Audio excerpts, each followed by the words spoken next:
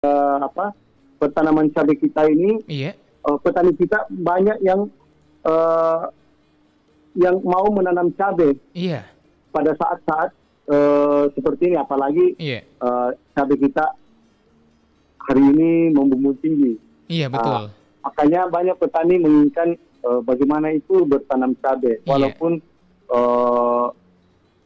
ya banyak petani yang baru mau belajar, Iya, betul. karena dia kan istilahnya melihat keuntungan cabai. Iya. Iya. Nah, Pak Abdul Rahman, bagaimana sendiri kita mungkin bicara di awal karena ini kan banyak petani yang ingin mencoba menanam cabai karena juga mumpung harganya masih cukup bagus sekarang harganya, jadi tentunya minatnya jadi lebih tinggi begitu Pak. Jadi banyak yang ingin mencoba. Betul. Nah, tapi Betul. hama lalat buah. Nah ini Pak, ini kan hama lalat buah seperti Bapak bilang hampir semua tanaman diserang Pak.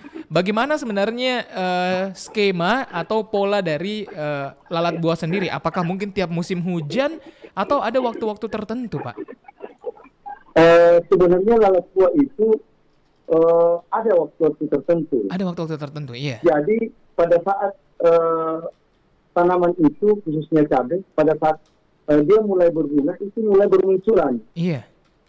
Mulai bermunculan. Mm-mm. Dan dia akan beradaptasi, Iya. di mana cabai itu akan rimbun, kelihatan rimbun di situ. Mm-mm. Dia akan muncul di situ, dan dia akan menyerang tanpa diketahui oleh petani sendiri. Nah, tanpa diketahui berarti Pak ya? Iya, Iya. awalnya itu petani tidak tahu bahwa itu tanamannya terserang lalat buah. Heeh. Karena dia tidak banyak, sebenarnya petani kita masih awam. Iya. Istilahnya belum tahu kalau dia punya cabai tiba-tiba rontok atau membusuk, Iya. seakan-akan petani kita itu bilang ini serangan penyakit atau serangan hama. Iya. Iya. Oh, jadi sebenarnya mungkin ada kemiripan Pak ya, sebab dari apakah kena serangan hama lalat buah ini atau mungkin karena penyakit. Bisa dibedakan sendiri Pak? Iya, kalau dia terserang lalat buah itu biasanya kan terkadang buahnya itu busuk, itu ada bercak putih pertama diserang itu, dia akan membusuk. Iya. Dan biasa langsung jatuh atau berguguran. Iya. Jadi petani kita itu harus memperhatikan bahwa betul-betul lihai melihat bahwa ini adalah serangan hama lalat buah.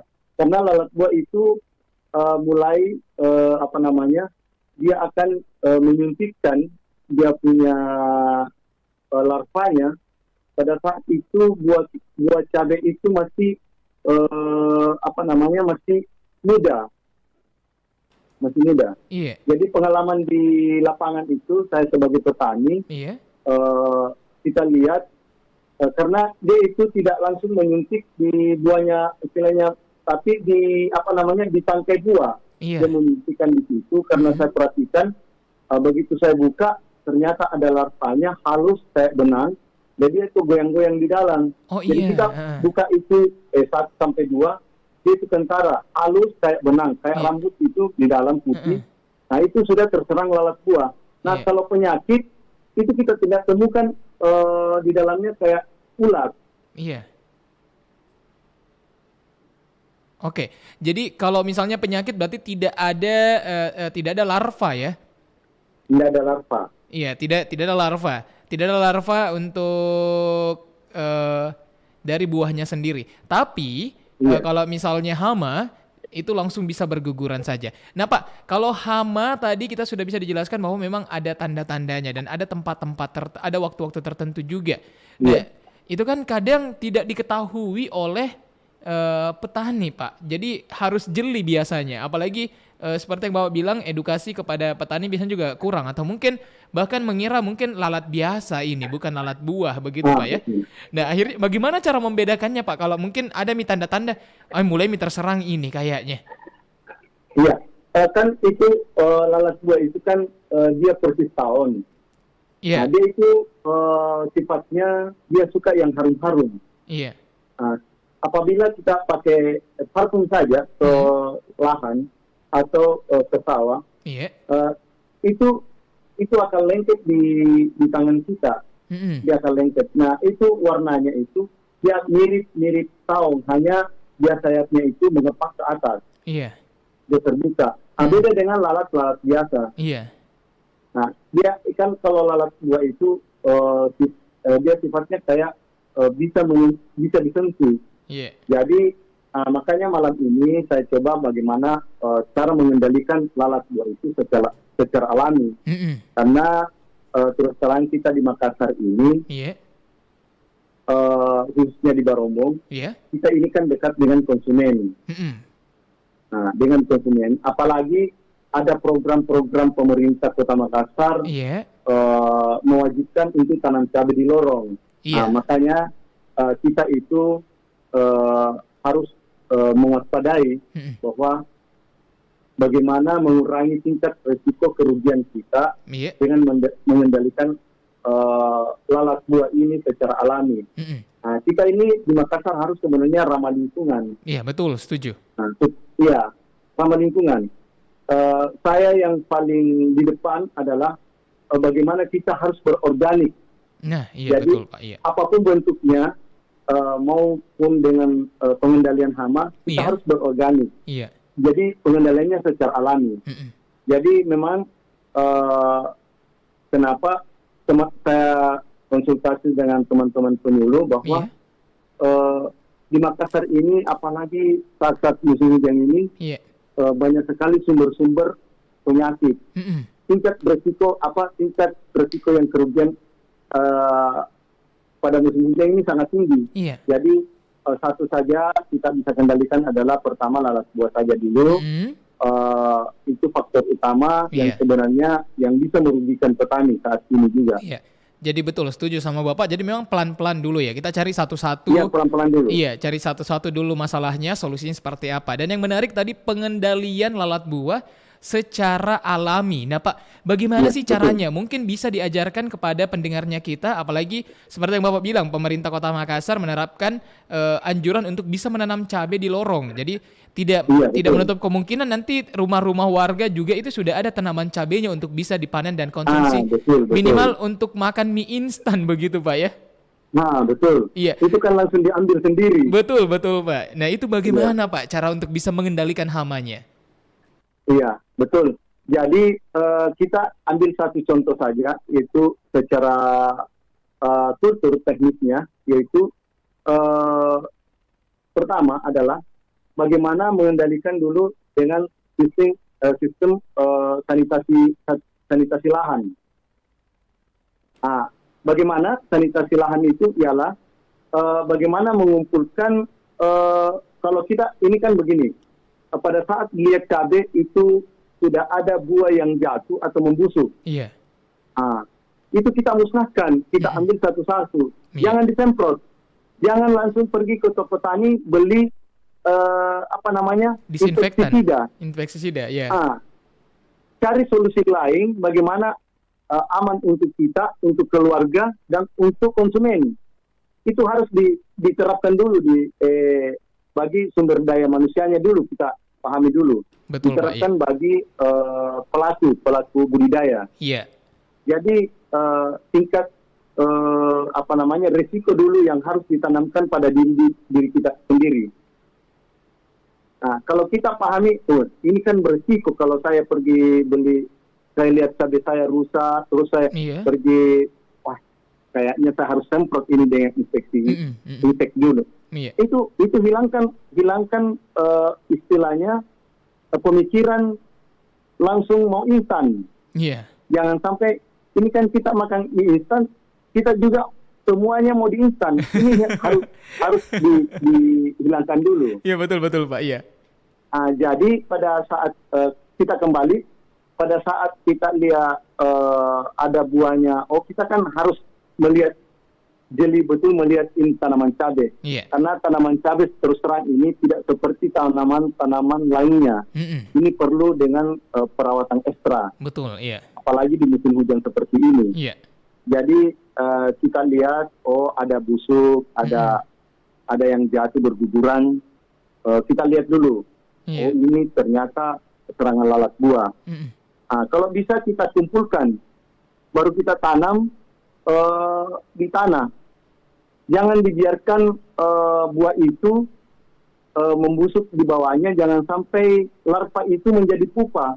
Oke, iya. Bisa kan kembali menjadi lalat buah, dan itu bisa menyerang tambah banyak, tambah meluas. Oh, iya. Yang kedua, kita bisa menggunakan perangkap. Iya. Perangkap lalat buah yang itu yang sebenarnya harus dibeli di toko tani. Perangkap. Atau kita kalau ada kan namanya lem. Iya.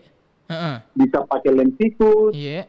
Tapi kita cari kalau bisa kasih kan lalat suka itu yang warna-warna kuning. Lalat buah itu suka warna kuning. Iya. Kita cari dulu botol, kita tempelkan di situ kertas warna kuning. Yeah. Kan banyak biasa dijual, atau ada kita punya anak punya kertas yang warna kuning, kita bungkus di situ di botol air mineral yang 1 liter. Iya. Nanti kita kasih lem tikus. Lalat buah itu paling suka dengan warna kuning, apalagi kan yang sekarang jangkangnya itu yang biasa lengket. Ini kita menciptakan lalat buah yang mandul. Oke, iya. Jadi dia nanti tidak bisa berproduksi. Tidak bisa berproduksi. Yang ketiga, kalau masih belum ampuh, kalau kita punya lahan hamparan, terus terang baru-baru ini, saya kan petani cabai di Barombong itu, kita punya lahan cabai dengan 3 kelompok itu kurang lebih dari 20 hektar. Iya. Itu kemarin kita waktu musim kemarau, kita memang terserang lalat buah. Setelah itu banyak cara teknis kita pakai. Kita kalau teman-teman susah mendapatkan lem atau ada namanya perangkap lalat buah atau tetragenol, kita pakai pengasapan. Pengasapan, oke, iya. Iya, pengasapan. Iya. Sebenarnya di lorong juga bisa dilaksanakan. Kan tidak apa-apa ada sedikit-sedikit pengasapan di situ. Iya. Atau kita kasih apalah. Yang penting kita tidak bisa cabai kita itu tidak dihinggapi dengan lalat buah, karena lalat buah itu kapan lengket di situ pasti menyuntik, pasti menyuntikkan dia punya telur. Iya, oke. Iya. Jadi kalau kita punya taruhlah teman-teman yang punya hamparan yang luas, kita akan pakai mulsa plastik, karena itu kan semua membantu untuk menekan larva. Iya, supaya tidak menjadi pupa. Gampang kita kumpul. Kalau lorong juga bisa kan, sebenarnya kan rata-rata teman-teman saya lihat dia pasang di polybag. Kan paling gampang kalau skala-skala kecil. Beda kalau saya dengan skala-skala besar. Betul. Yang luasannya besaran. Iya, betul. Sama istilahnya begini. Pemakaian perangkat kuning atau tetragenol itu juga ada aturannya. Iya. Ada aturannya. Ada teknisnya. Iya, boleh dijelaskan sedikit Pak, silakan. Bagaimana caranya? Itu malam ini insya Allah saya akan sampaikan bahwa pemasangan tetragenol itu jangan juga dipasang di pohon cabai. Oh iya, oke. Jadi di mana Pak pasangnya kalau begitu? Kan kita mau mengundang datang lalat-lalatnya itu. Iya. Istilahnya kita mengundang lalat, tapi jangan di pohonnya. Usahakan sekitar 5-10 meter dari cabai kalau tetragenol. Iya. Itu kan dia harum, dia memancing bau. Iya. Nanti kita lihat di mana posisi. Kalau perlu tetragenolnya itu kalau kayak di lorong, ya taruhlah di dalam rumah lah. Hasilnya di pekarangan rumah yang di teras. Ya gantung saja di situ. Yang penting jauh-jauh dari pohon cabai. Pohon cabainya. Iya. Nanti kita kan tetragenol itu kan kita masukkan di dalam botol mineral yang 1,5 liter. 1 liter. Iya. Kita kasih lubang. Iya. Kita gantung di dalam, ambil kapas, kita semprot sedikit. Iya. Nanti baru dikasih air di bawah. Ya, airnya jangan sampai menyentuh kapas, jangan sampai tetragenolnya juga hilang. Nah, jadi nanti baunya itu akan keluar di bawah angin. Nah, itu kalau ada memang lalat buah di cabai kita pasti masuk di situ. Iya. Jadi pasti dibuatkan masuk. Jebakan ceritanya Pak ya? Dibuatkan jebakan. Iya. Nah, sama dengan ada namanya perekat kuning. Yellow trip. Nah, itu kan banyak di toko tani. Nah, itu juga kita pasang di sekitaran cabai kita, tapi dengan ketinggian 20 sampai 30 cm di atasnya cabai. Nah, itu kan dia warna kuning. Dia pasti lengket di situ. Nah, itu kalau dia banyak pasti kentara. Ini berarti selama ini cabai kita terserang lalat buah. Karena kalau tidak di hamparan, kalau kita pasang yellow strip-nya, ya usahakan itu sekitar 10 meter kita pasang, atau 20 meter kita pasangi. Begitu barangkali. Iya, ternyata cukup simpel Pak ya, dan idenya menarik, membuat jebakan dan juga rekatan untuk bisa mengurangi lalat buah, dan terutama tadi membuat mandul jantan jadi tidak akan berkembang biak, dan dengan cara yang sehat tentunya, bukan hanya untuk manusia tapi untuk alam juga Pak. Betul sekali. Gak kerasa Pak, ini obrolan kita sudah lewat 56 menit. Waktu kita tepat sampai jam 8 malam ini. Mungkin penutup dari Pak Abdul Rahman, silakan, apa yang ingin disampaikan kepada masyarakat dan juga seluruh pendengar Pro 1. Silakan Pak. Saya sampaikan kepada teman-teman petani, marilah kita bertani dengan sehat. Saat ini kita harus merubah semua pola, bukan saja pola hidup kita, tapi pola perlakuan kita terhadap bagaimana berbudidaya dengan ramah lingkungan, berbudidaya dengan organik. Jadi jangan memikirkan diri sendiri, tapi pikirkan orang lain yang mengkonsumsi tanaman kita. Otomatis orang lain sehat, kita sehat. Alhamdulillah kan amal jariah kita terhadap orang lain itu akan bertambah, bahkan rezeki kita akan bertambah, karena ini adalah berbudidaya itu berhasil menghidupi orang lain dengan mengkonsumsi hasil upaya tanaman kita. Itu barangkali yang saya sampaikan malam ini. Marilah kita berbudidaya dengan menanam pertanaman kita dengan secara organik. Karena kalau kita sehat, semua sehat, Indonesia akan sehat. Terima kasih. Luar biasa. Pak Abdul Rahman, Ketua Gapoktan Sukamaju, Kelurahan Barombong, dan beliau adalah penyuluh swadaya. Terima kasih banyak atas penyuluhannya hari ini Pak. Bisa tercerahkan, itu misinya sangat luar biasa, menjadi seorang petani yang bisa menghasilkan suatu produk yang menyehatkan bukan diri sendiri, masyarakat, dan juga menyehatkan seluruh lingkungan. Terima kasih banyak sekali lagi Pak Abdul Rahman. Terima kasih, sama-sama. Insyaallah mudah-mudahan di lain waktu kita bisa bertemu lagi dengan tema yang lain. Amin ya robbal alamin. Terima kasih banyak Pak Abdul Rahman. Saya Irsan Lipit, pamit undur diri kepada seluruh pendengar. Wassalamualaikum warahmatullahi wabarakatuh. Waalaikumsalam warahmatullahi wabarakatuh.